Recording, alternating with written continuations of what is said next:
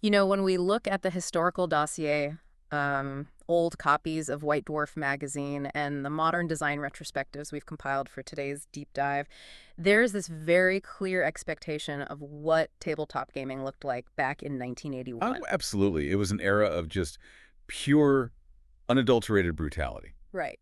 I mean, you picture these mindless subterranean labyrinths designed for basically one thing, the meat grinder. Yeah, the classic funhouse dungeon. You kick down a door of a 10 by 10 stone cube, and you fight a gelatinous cube or like a displacer beast that has absolutely no ecological reason to be living in that room. It's just sitting there waiting for you. Exactly. You grab whatever gold is scattered on the floor and you move on. And if you look at the major modules of that time, like the infamous Tomb of Horrors, they were essentially just elaborate execution chambers. Oh, completely unfair execution chambers. Right, they just existed to deplete your resources and kill your character in increasingly unfair ways. But then, right in the middle of this era of relentless monster slaughtering, a single publication drops that just completely breaks the mold. It really did. It introduces what modern designers would call a ludonarrative shift, Yeah. where the actual gameplay mechanics finally matched a nuanced story rather than just acting as a random math simulator for combat. Yeah, it was a monumental pivot for advanced Dungeons and Dragons. I mean, suddenly we weren't just charting hit points, right? We were charting motives. Today, we are opening the file on the Sinister Secret of Saltmarsh, which is known by its module code U1. You won, yeah. This was a watershed release that threw out the labyrinth entirely. It prioritized atmosphere, investigation, and realism in a way the hobby had never seen before. It was completely unprecedented. And our mission today is to unpack how this specific adventure laid the groundwork for modern narrative-driven gaming. We'll look at its brilliant innovations, some honestly hilarious design flaws, and its enduring legacy.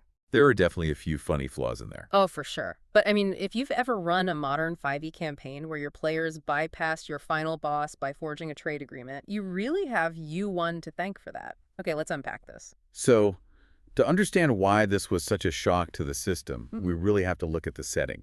We are in the world of Greyhawk, but far away from the epic clashes of demigods. Right, it's very isolated. Exactly. We are in a sleepy, isolated fishing village called Saltmarsh, situated on the coast of the Kingdom of Keoland.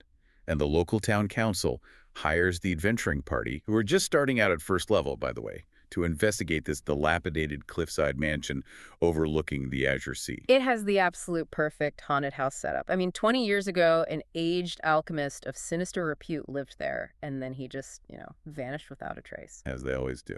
Right. Now, the locals are terrified. They see mysterious lights in the windows at night. They hear unearthly shrieks echoing off the cliffs. The place is totally abandoned, even though there are persistent rumors of a fabulous, forgotten hoard of alchemical gold hidden inside. So the players walk up to these rotting wooden doors, expecting zombies, ghosts, maybe demonic entities, and the module actively plays into that expectation. It builds the tension, right? Oh, perfectly.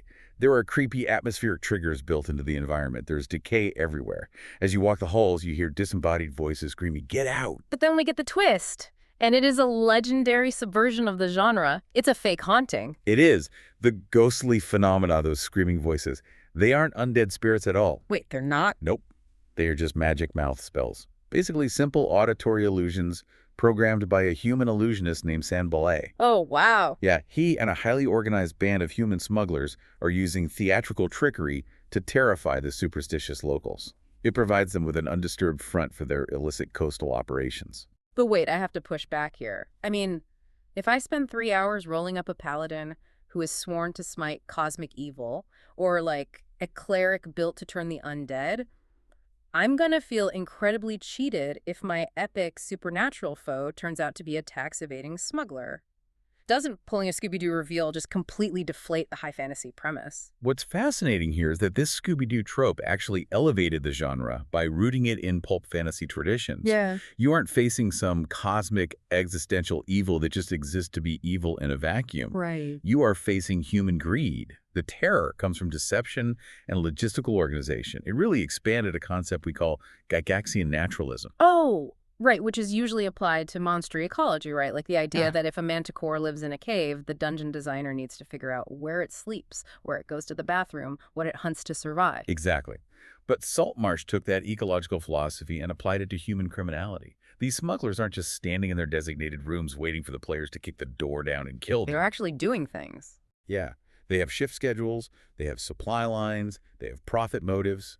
And crucially, if the players make noise, the smugglers actively coordinate a defense. Which means the game fundamentally forces you to engage with the mechanics of investigating a criminal enterprise.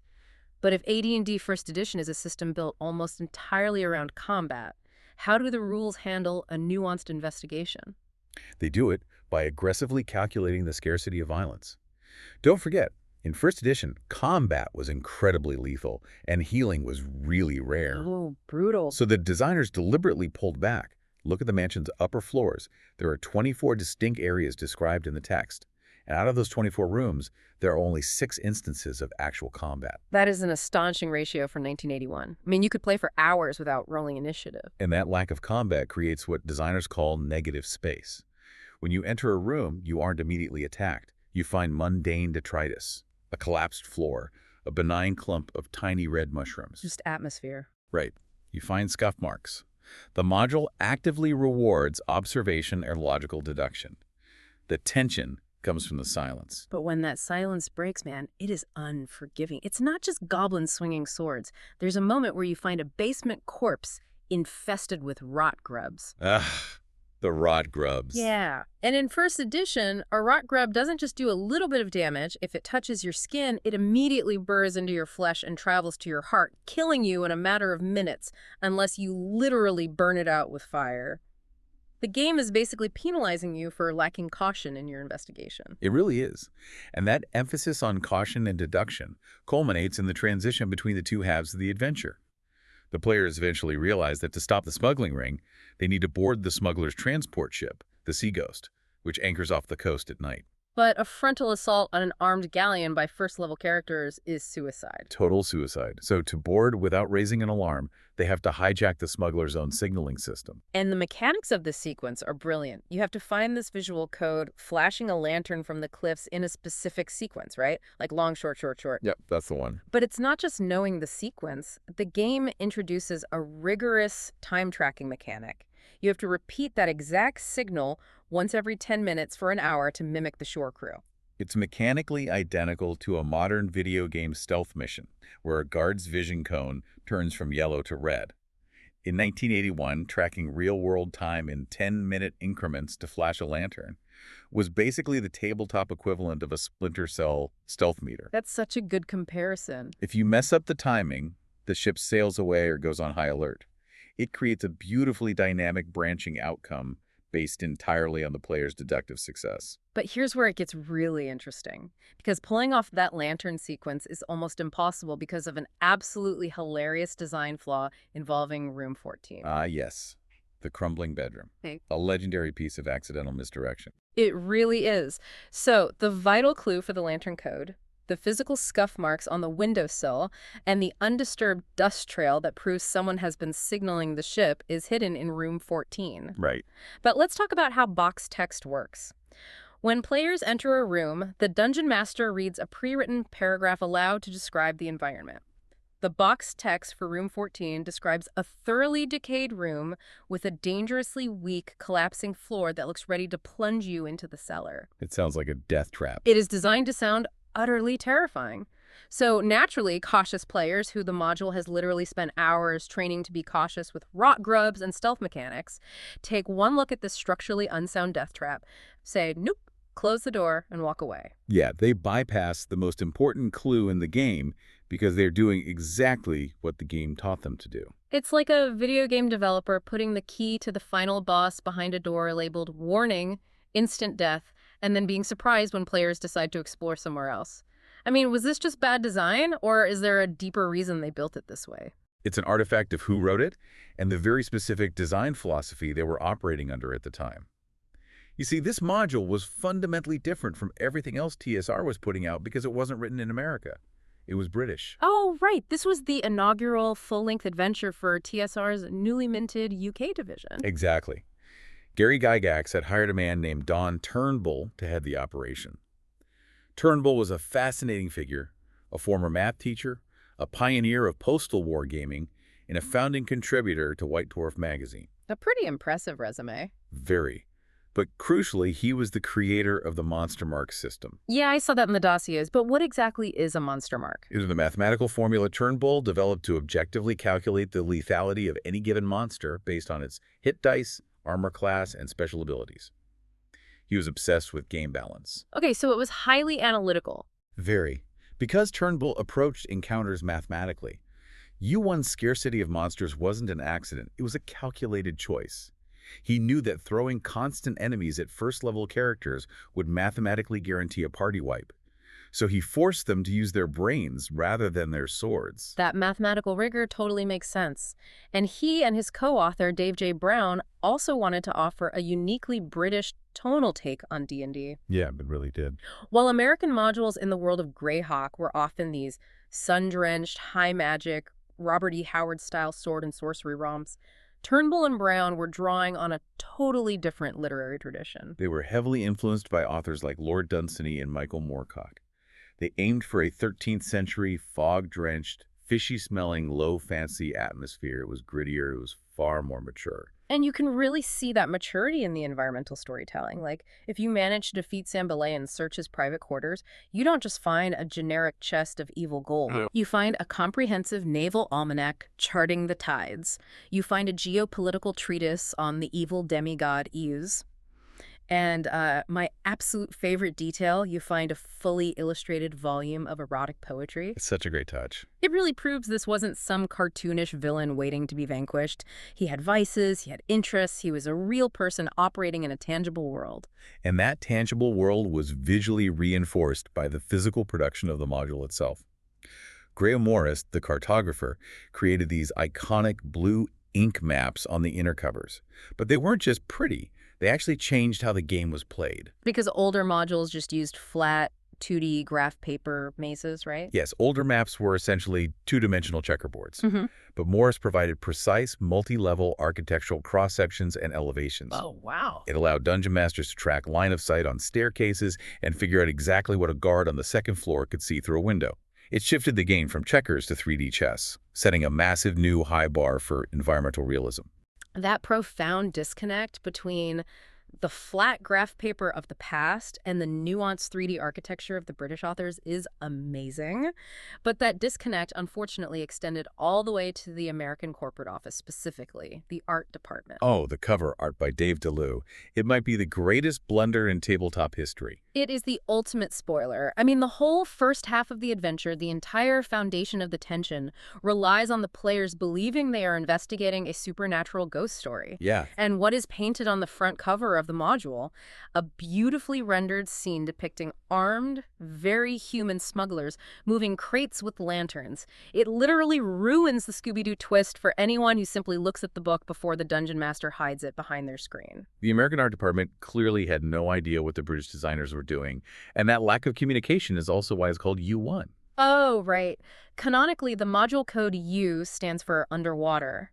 But the Sinister Secret of Saltmarsh has absolutely no underwater adventuring elements. Not at all. You are on dry land, in a dry cave, and eventually on the dry deck of a ship. It's widely speculated by historians that Turnbull originally intended the U to stand for United Kingdom to launch their new division brand, but corporate awkwardly shifted it to underwater later on to fit their elemental themes. The history of this module is just layered with these weird conflicting ironies. Yeah, and my favorite irony is the whole situation with Jim Bombra. Bombra was a highly influential critic for White Dwarf magazine back in the day, and he publicly trashed U1 in a review. He was not a fan. Not at all. He wrote this scathing critique because the module included pre-generated characters that were equipped with overpowered magic items, which he felt violated the gritty, low fantasy tone. But if you actually open the module he's trashing and look at the credits page, Jim Bombra is listed as a primary playtester. It's hilarious. That's like giving a restaurant a 1-star review for a dish you literally helped cook. It's a bizarre historical footnote, for sure. But despite Bombra's complaints about the pre-generated characters, his involvement shows how rigorously the module was playtested by the British community. They wanted a module designed for thinking players. And that design philosophy really gets pushed to its absolute limits in Part 2 of the adventure, when the players leave the haunted house and finally board the seacoast. Because once you are on the ship, The gameplay engine completely shifts again. It becomes this claustrophobic 3D puzzle box. You have tactical maritime boarding, deep stealth mechanics, and those line-of-sight roles we talked about earlier. Yeah, the text explicitly outlines the pirate crew's patrol routes and their shifting states of alertness, depending on how much noise the players make. And as you navigate those cramped wooden quarters, you uncover the deeper plot. The smugglers aren't just moving untaxed brandy and silk to avoid the king's tariffs. They are actively trafficking highly sophisticated weaponry and armor to a nearby colony of lizard folk. Which is a massive escalation. Right. You go from a local Scooby-Doo mystery to a regional political crisis. And it treats the lizard folk not just as generic swamp monsters waiting to be killed, but as intelligent political actors capable of long-term military procurement. They are stockpiling weapons for a war, and it sets up the whole rest of the campaign in the sequel modules. If we connect this to the bigger picture, the Lizard Folk arms deal shows how tabletop games were evolving to handle geopolitics and espionage. The hobby was really growing up. But as with all early innovation, they were still figuring things out using outdated tools. Which brings us to the Ned Shakeshaft paradox. Oh my gosh, Ned. I've been waiting to talk about Ned. Okay, so Ned is an NPC spy. He's planted in the haunted house by a corrupt merchant back in town to sabotage the players from the inside. Right. The players find him in a bedroom, bound, gagged, stripped to his undergarments, and claiming he was knocked out by unseen attackers. And I just have to point out how wildly illogical this is from a narrative standpoint. It makes no sense. None. If your entire criminal enterprise relies on convincing the town that the house is haunted by intangible ghosts, why would you tie a guy to a chair and leave him there? Ghosts don't tie knots. The moment players see a bound captive with rope burns on his wrists, the supernatural illusion is totally blown. From a logical perspective, yes, Ned's presence completely undermines the illusion Sambalay works so hard to build. But from a game design perspective, Ned is a fascinating artifact of legacy code. Legacy code. What do you mean by that? Think about it like a software update. Designers in 1981 were trying to write a complex, John le Carré-style espionage subplot featuring double agents and corporate sabotage. But they were still writing it using the vocabulary of a traditional dungeon crawler. Oh, I see. In a standard funhouse dungeon, a bound prisoner waiting to be rescued is just a standard room feature. It's an expected trope.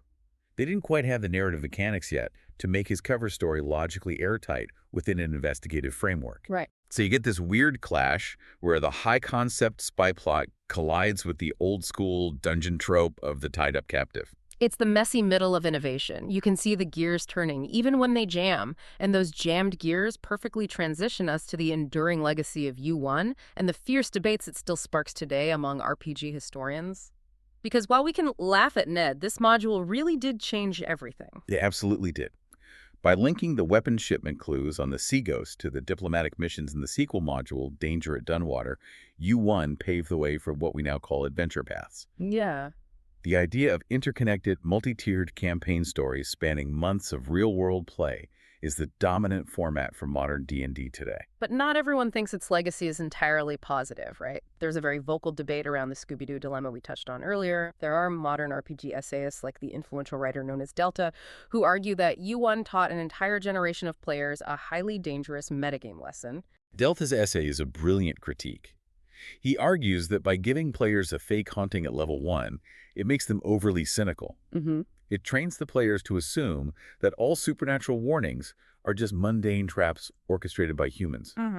So when the Dungeon Master tries to build genuine dread later in the campaign because a real lich or a real vampire is nearby, the players just shrug and assume it's another illusionist with a lantern.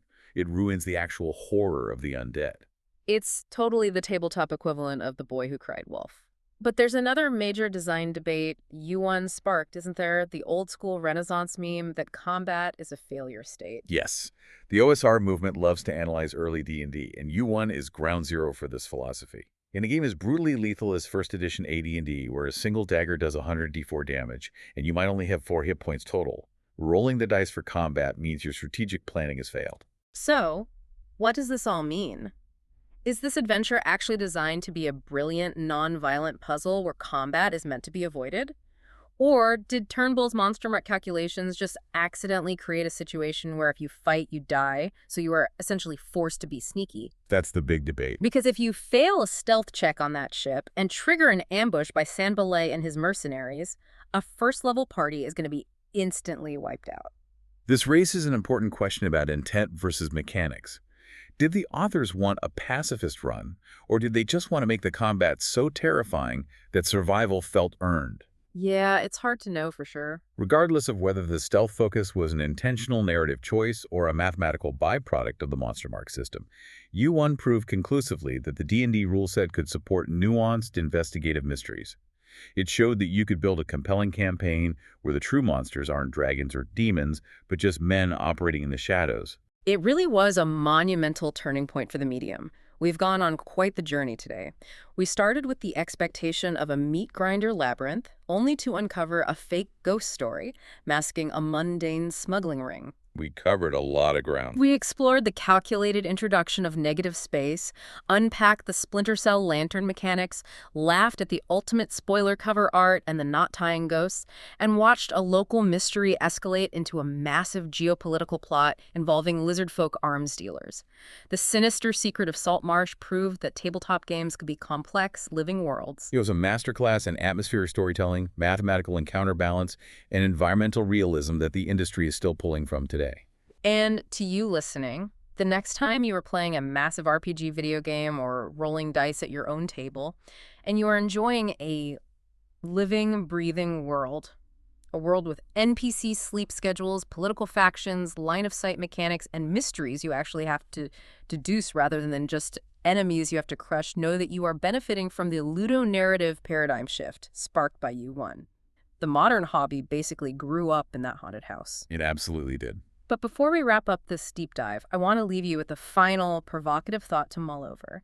The entire module, in all of its branching mechanics, assumes that the players will shut down the smuggling ring out of a sense of duty and local heroism. Right, that's the expected path. But U1 also introduced a living economy. It showed the players massive profit margins, functional ships, and sophisticated supply lines to foreign powers. So what happens when a group of purely mercenary players decides that they don't actually want to be local heroes? Oh, that's an interesting thought. What happens when they look at Sam Ballet's operation, realize how ridiculously lucrative weapons trafficking to lizard folk actually is, and decide to use their first-level abilities to take over the smuggling ring themselves?